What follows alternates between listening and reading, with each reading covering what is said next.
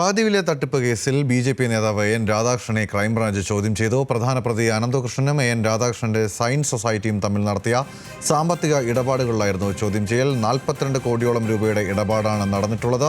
തനിക്ക് തട്ടിപ്പിനെക്കുറിച്ച് അറിവില്ലായിരുന്നു, താനും തട്ടിപ്പിന്റെ ഇരയാണെന്നും എൻ രാധാകൃഷ്ണൻ മൊഴി നൽകി. വിവരങ്ങളുമായി സഹിൻ ആന്റണിയുണ്ട്.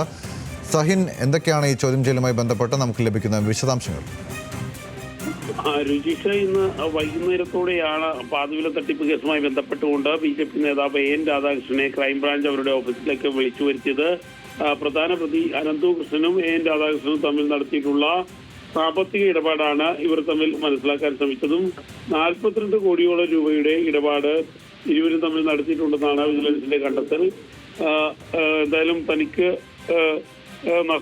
തട്ടിപ്പിനെ കുറിച്ച് അറിയില്ലെന്നും താനും തട്ടിപ്പിന്റെ ഇരയാണെന്നുമാണ് എൻ രാധാകൃഷ്ണൻ മൊഴി നൽകിയത്.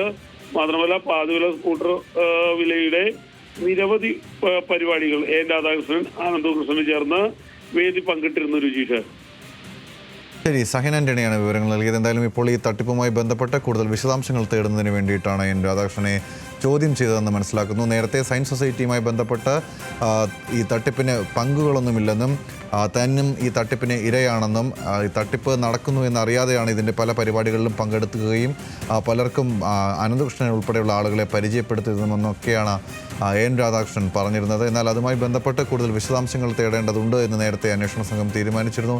ഇപ്പോൾ 42 കോടിയോളം രൂപയുടെ സാമ്പത്തിക ഇടപാടുമായി ബന്ധപ്പെട്ടുള്ള വിശദാംശങ്ങൾ കൂടി ഈ ചോദ്യം ചെയ്യലിൽ പുറത്തു വന്നുവെന്നാണ് നമുക്ക് മനസ്സിലാക്കാൻ സാധിക്കുന്നത്. വിവരങ്ങൾ നൽകുകയായിരുന്നു കൊച്ചിയിൽ നിന്നും സഹിൻ ആന്റണി.